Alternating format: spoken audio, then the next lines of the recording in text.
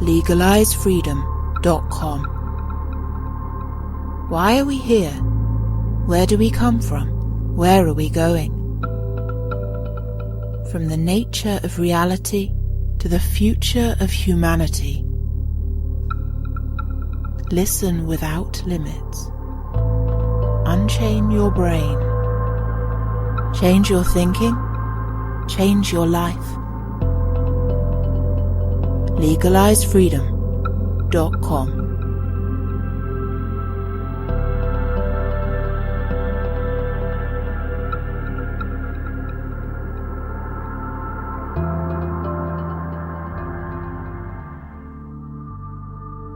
Greetings and welcome once again to LegalizeFreedom.com. I'm your host Greg Moffat, and my guest today is Jeffrey Mishlove, founder of Thinking Aloud and New Thinking Aloud, who joins us to discuss his broadcasting career and some of the greatest mysteries and wonders of life and the universe. Jeff's original Thinking Aloud TV series, which began back in the 1980s, was a great inspiration for my own career in alternative media, so I was delighted when he agreed to appear on Legalise Freedom. Issues discussed include changes in the media world from the 1970s to today, the evolution of humanity, the existence of evil, the true nature of reality, altered states of consciousness and the origin of consciousness itself, the crumbling materialist scientific paradigm and what might take its place, and the very future of our species. Hello and welcome, Jeff, and thank you so much for joining us today on LegalizeFreedom.com. It's a pleasure to be with you, Greg.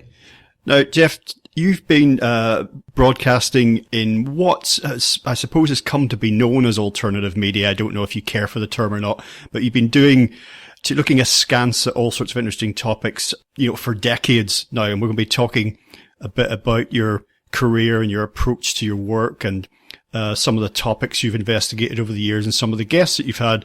Before we dive into that, just for listeners who are not aware, just give them a potted bio of yourself and your work. I have a doctoral degree from the University of California at Berkeley in parapsychology, the scientific study of extrasensory perception, psychokinesis or mind over matter, and life after death. I earned that degree in 1980. To my knowledge, it's the only doctoral diploma that actually says parapsychology ever awarded by an accredited university, certainly in the United States and possibly in the world. And I've been doing broadcasting in this field for 50 years. I started in 1972. Yeah, it's an incredible track record. Now, you mentioned this doctoral diploma in parapsychology, and that's, for those of us interested in parapsychology, that would strike us as very unusual, particularly when you go back to 1980. Now, there are quite a few research units some of them based at universities, some not, investigating parapsychology. But again, for that to be achieved by you in 1980 must have been so out of left field and so ahead of its time, really. Well, to be clear, there are hundreds of people who have done doctoral level research in parapsychology, going back even to the 1930s at Duke University, for example.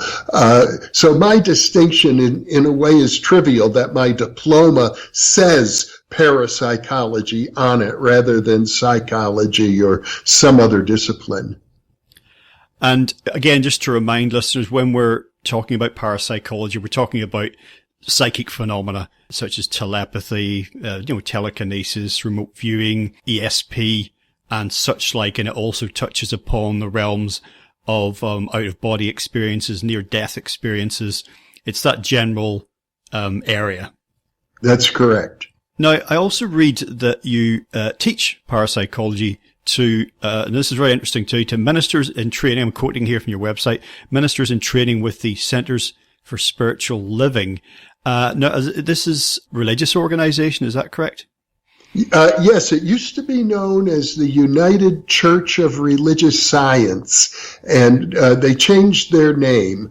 there were two different branches of the Church of Religious Science, originally founded by Ernest Holmes earlier in the 20th century. And there was one branch, and then they split apart. Then they came back together and changed the name to Centers for Spiritual Living. They're lovely people. I'm not a member of that church, but I have been teaching parapsychology to their ministers in training now for many years. Now, the reason I said this was particularly interesting to me is because in my own experience, I'm not conventionally religious or a churchgoer, though I did attend church when I was a child, encouraged by my parents. I think that's quite a common experience.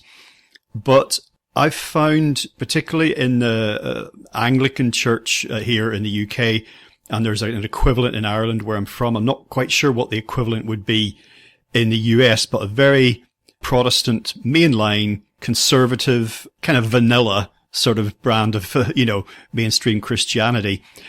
Many of the members of the clergy, it seems to me, maybe on their off the record moments, it might be different, but as a whole organization have very little to say about the experience of the non-material and the transcendent, these things which some people studying parapsychology make connections with, with religious and spiritual experience, and these other experiences that are in many ways sound very similar, but, being investigated by people like Dean Radin and what have you. They don't seem to have, it's almost like they're not offering any connection to the transcendent, and they seem very actually nervous and apprehensive if you start talking about things like out-of-body experiences, near-death experiences, and what this might mean in the context of their scripture. Well, I think that's true to a large degree, but there are some important exceptions. The Anglican Church in particular has had a long-standing interest in spiritualism, which is a strong movement in the UK. There's been a very famous episode back in the 1960s when Bishop James Pike, who was the Episcopalian Bishop of California, the Episcopalians in the United States is the equivalent of the Anglican Church, and his son died. He was in England at the time, as a matter of fact. His son had been with him, and his Anglican colleagues, after his son died, urged him to have a session with a spiritualist medium named Ina Twig, with whom they were friendly. In fact, they even set the whole situation up. Pike had this session, and he felt that he was in contact with his deceased son. As a result of that, as I recall, an Anglican minister accompanied him to this session, and not only did his son come through, but also the famous theologian Paul Tillich came through in this spiritualist session. And Bishop Pike was so impressed that after a few months, he actually resigned as the Bishop of California in order that he could study spiritualism and also the origins of Christianity more carefully. And it was only within the next year after his resignation that he unfortunately died in the desert in Israel. It was a very famous episode. He got lost in the desert. People were searching for him. Ina Twig, once again, the British medium, was called on to see if she could locate him in the desert. And in fact, she came up with a very accurate description of his final moments before his death in Israel. Well, there's a few pointers actually in the story you've related there that lead me to do a bit more research in that area. But I was just recounting my general experience. It's a bit like they say when you go to the Catholic Church now trying to find an exorcist, it's a very difficult thing to do. They seem to be fighting shy of anything that smacks of the supernatural or the paranormal. Again, which to me are virtually interchangeable terms, which again overlap in Venn diagram type fashion with a lot of psychic phenomena. There's so much common ground there, and we'll come to that later actually, and where all of this might be pointing in future. But what sort of upbringing did you have in terms of becoming interested in, I guess, non-material phenomena, just Fortean topics perhaps, in parapsychology, in everything that's beyond three dimensions and five senses? Clearly this is something that you got drawn into over time.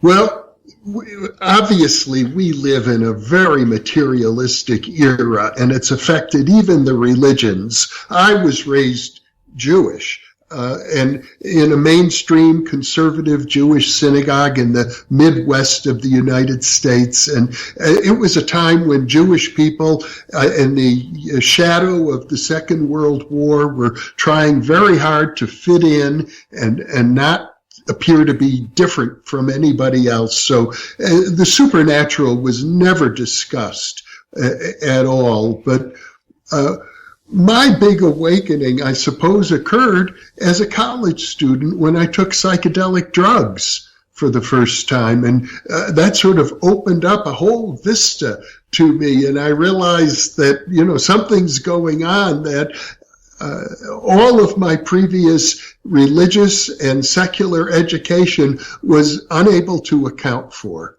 And it was at that time in the 1960s that I began opening up to a wide range of other experiences. And in fact, when I was a senior in college as an undergraduate at the University of Wisconsin at Madison, I wrote a senior honors thesis on the psychology of religious mysticism. And my intention in beginning that thesis was that I'd begin to develop an understanding of the psychopathologies associated with people who claim to see ghosts or have mystical experiences. But by the time I did my research and really investigated things carefully, particularly the work of the great psychologist Abraham Maslow, who wrote a book called Toward a Psychology of Being, and in which he pointed out that some of the most successful people in our culture have had what he called peak experiences. These peak experiences shaped their lives dramatically, and they were virtually indistinguishable from mystical experiences. I, at that point, developed a whole new attitude toward the transcendent. And it wasn't long after that I began having a whole host of synchronistic and mystical experiences myself.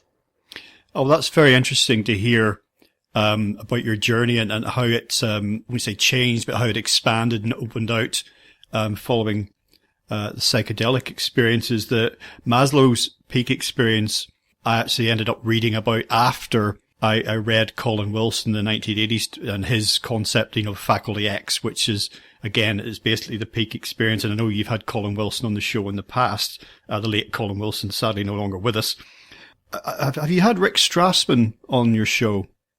I have indeed. I've done a couple interviews with Rick. Yeah, not surprised that you've done that. So I remember his book, which I spoke to him about, LSD and the Soul of Prophecy, I believe, was talking about the similarities between some sort of mystical experiences, religious rapture type experiences and psychedelic experiences, and wondering whether there could be a partial or direct overlap.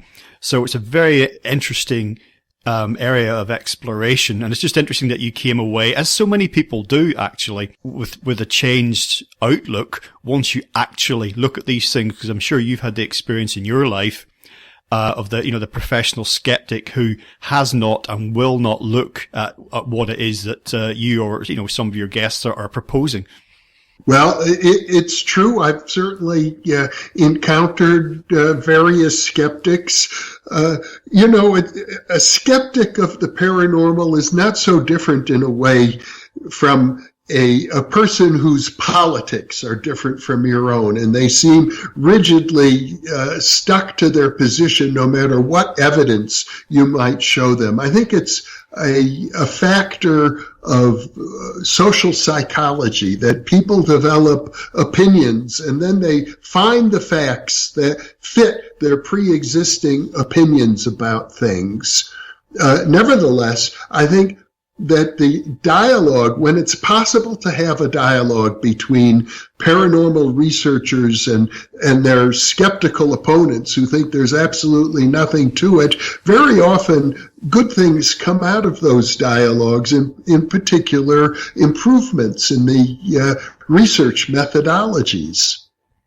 Well, this is also a problem in science, isn't it? You know, developing a theory and then following up, working on that which seems to support your theory or even prove it, which seems logical, but then also just ignoring and setting aside things that would actually undermine your theory, which is, you know, that's not rigorous.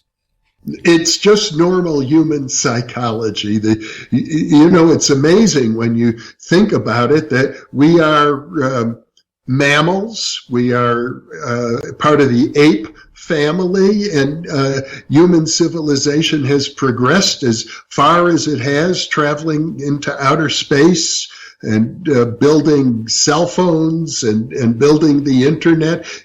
We've accomplished so much given where we started, but obviously we're still subject to the biological instincts we were born with, and those instincts are often at odds with the demands of rationality and civilization.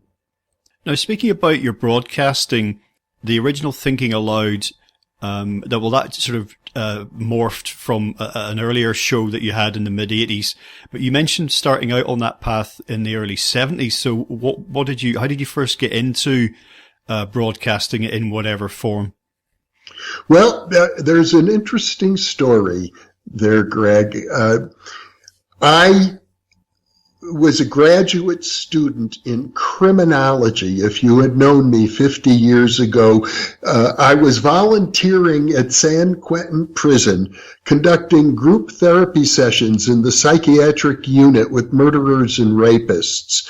And that's when I had my first major experience of the afterlife, when a great uncle of mine died and appeared to me in a dream. It was an extremely powerful dream, so much so that I woke up from that dream crying tears of joy and singing a sacred song from the Jewish tradition.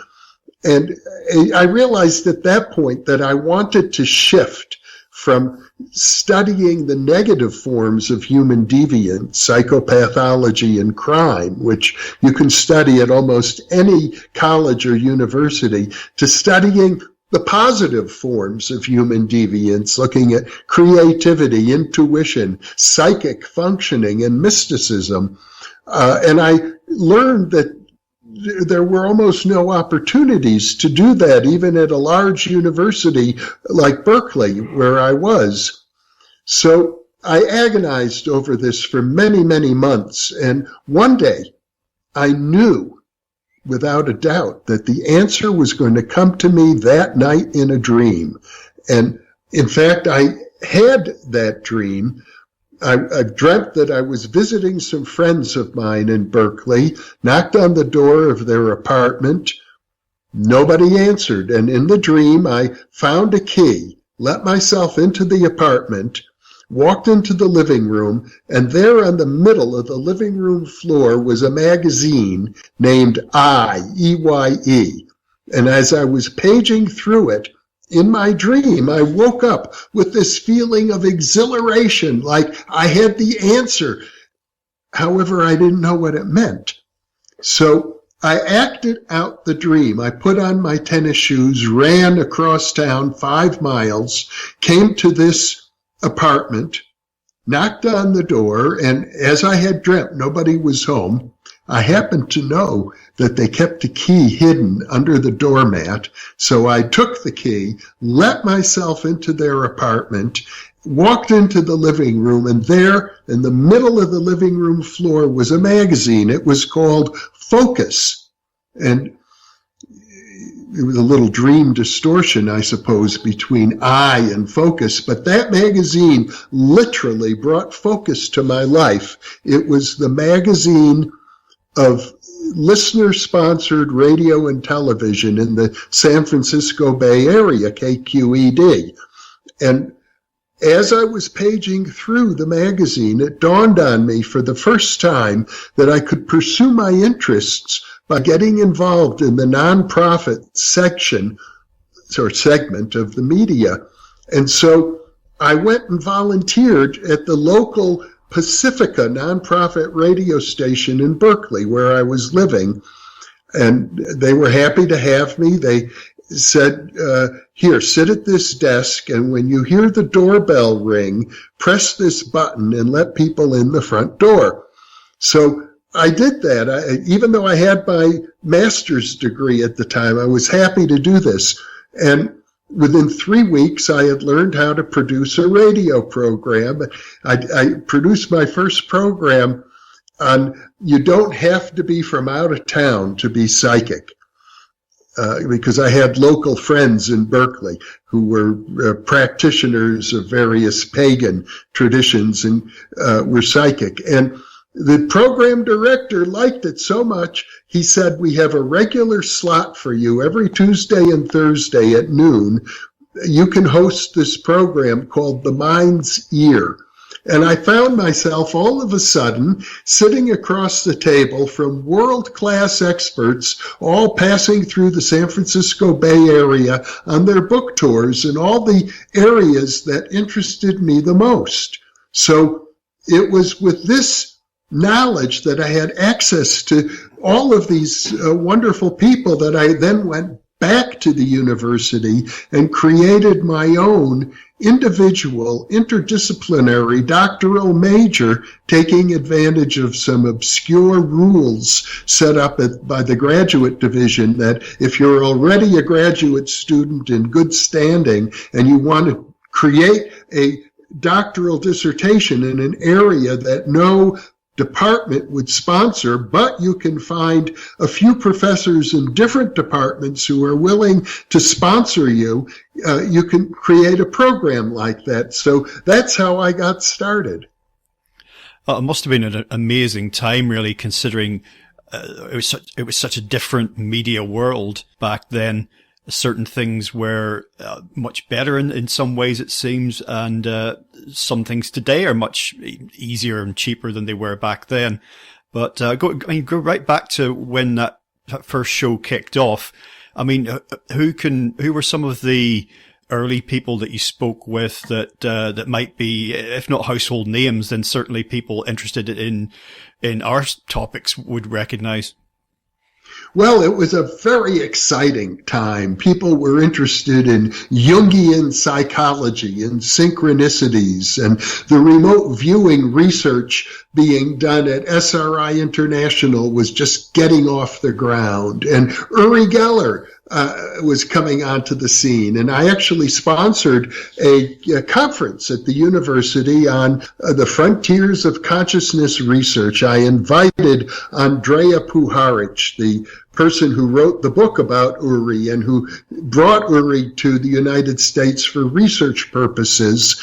And he made the very first public announcement about the research with Uri Geller at that symposium. And then we sponsored Uri to come, and I did radio programs with Uri back in the early 1970s. So you can imagine it was a thrilling time.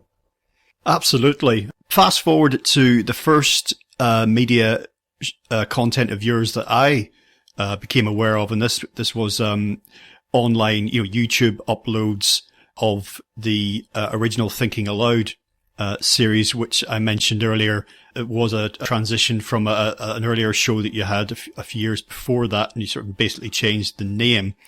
And the thing that struck me then, we go back to the late 90s, early 2000s now, when I first saw some of this content. So it struck me then, and it's even more striking today, is, and also public service broadcasting was kind of an amazing phenomenon that we don't really have an equivalent of here in the UK, never really have. but the internet may have taken away any requirement for that. But the point was that the interviews were lengthy. They were in depth. They didn't seem to be scripted or controlled, and you as a host, you're never trying to shut your guests down. You're never trying to censor. This is how it comes across. It just seems so open and open-minded just to see where the conversations would go, where the topic would take you. And it contrasts so sharply with so much media interviewing today. And obviously lots of people are still doing long-form interviews, yourself included. In fact, the internet has opened up a whole cornucopia of that. But just in general, I think the original Thinking Aloud worked really well as a TV show, something that any intelligent, curious person could sit down in front of in the evening and enjoy. And there were other shows like that at the time. And I just think that any roughly modern equivalent that would actually get onto television now is characterized by trivia and by superficial culture. And there seems to be, I don't know, maybe you can give me your opinion here. It seems to be like almost contrasting directions, some kind of bifurcation in people's consciousness of many people becoming much more interested in the topics that you're discussing, what it might mean for the future of the species, and other people becoming ever more immersed in materialism in both senses of the word, in terms of a cosmology and in terms of a lifestyle. Well, it's true. There is this bifurcation, and even more. It's complex. There's a whole new genre of documentaries on the paranormal. At the same time, mainstream television is primarily an entertainment media, and I've always considered the work that I do to be more educational than entertaining. I don't try to tell jokes. I don't try to soft pedal difficult topics. But obviously, a lot of other media does it, and they probably have much bigger audiences for that. So I wish them well. I can tell you an interesting story about the Thinking Aloud television series that ran from 1987 to 2002. That was my first foray into television, and I had already stopped doing radio for a while, and I had a good friend who was a psychic, Carol Ann Dreyer. She was sort of a psychic to the stars in Hollywood, and we were close, and she introduced me to many of her clients who were big names, people like Tina Turner, for example. And one day, she had a program on public access cable TV in Southern California, and she invited me down. She interviewed me on her channel, showed me how it worked, and then she said to me, "Jeffrey, you go up and you do this in your city in Northern California, and I promise you it will be more successful beyond your wildest dreams." So that's how we started out on public access cable in Marin County, California. We did that for, I think, 10 episodes and took one of our tapes to the local PBS station, a small one in San Mateo, California, associated with the College of San Mateo. And the program director liked it. He said, "I'll give you a primetime slot for these." And we did that for a year. And after that, he said, "I'm going to sponsor your program for satellite upload." And we got on the satellite, and before I knew it, we were being carried by 100 stations all across the United States and Canada, mostly the small ones. But still, we were, at that point, reaching many, many millions of people. And I've had guidance like that. If it didn't come from dreams, it came from psychic friends all the way through my career. So in terms of interviews, if you look at the original Thinking Aloud series, just all of the different topics, but just the list, the roll call of guests that you spoke with, and then that's continued now in the current era with new Thinking Aloud. Is it with that sheer volume of work under your belt documenting all this? Is it like is it impossible really to choose, you know, a handful of shows that you think that are the most outstanding, your favorite guests? Is that not really a fair thing to do? Were there people perhaps that that you would like to have spoken with that you didn't have the opportunity to? I mean, I've been doing this for just over 10 years in the current format, and I've had 4 or 5 authors and researchers actually die after we had tentatively agreed an interview, including Colin Wilson, unfortunately. So there's always that sort of tinge of regret, you know, when these people are gone, they're gone. It's true. I feel very fortunate. I did get to interview Colin Wilson, and we have on the original Thinking Aloud website, which is still there. The original programs are still available. I think there are over 50 people who I've interviewed from that era who are now deceased, and some truly great people.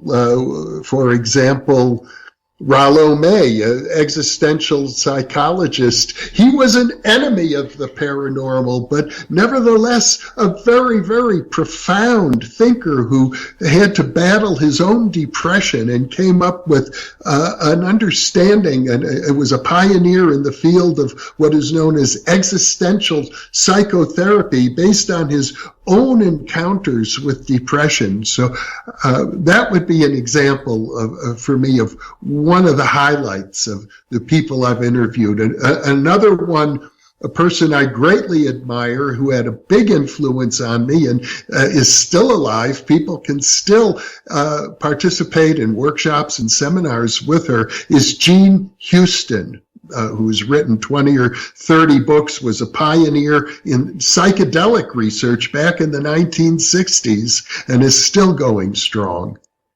Well, I mentioned how the media landscape has changed, not just from when you started out in radio, but even in the 1980s, you know, how not quite unrecognizable, but I mean, the internet really was a major game changer, and even early advocates of it and early adopters of it for publishing media, many didn't quite see just the exponential change and, you know, the speed, the gathering speed of change that the internet would bring to so many facets of our life, but those of us in the media in particular, because the big trade-off seems to be talking about your long form shows, when people really spend time with a subject or a guest, versus the bite-size material that we get so much today.